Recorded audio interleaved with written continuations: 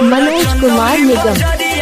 जालू भौजी बोला चंदौली बजरिया का जालू भौजी।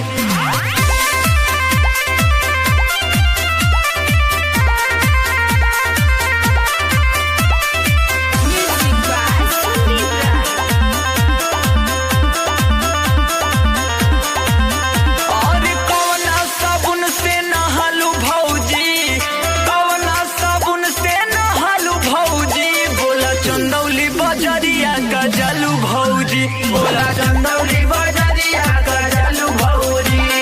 नया नहर बाड़ू नाला जालू भौजी, नया नहर बाड़ू मनोज कुमार निगम।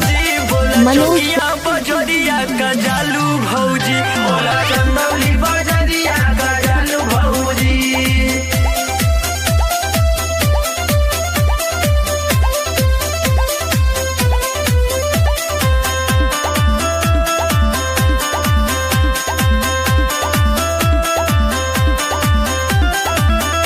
ए भौजी मारताटे जान तोहर नाक के नथुनिया बा, शीशा जैसन चमकत बाटे तोहर सुनर बदनिया बा।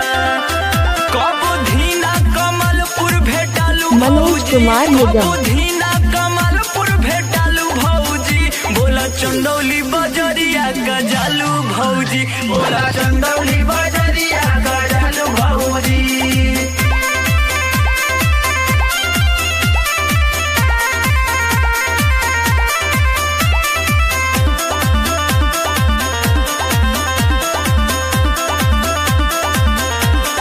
धाना पुचहनिया सकड़ी हमें सोरबा, कल्दिया में सोरबा सकल्दिया में सोरबा। ओही जेनु रात दिन ओही जेनु भोरबा, ओही जेनु भोरबा ओही जेनु भोरबा। मनोज कुमार निगम। मनोज हमें सोरबा ओही जेनु रात दिन ओही जेनु भोरबा।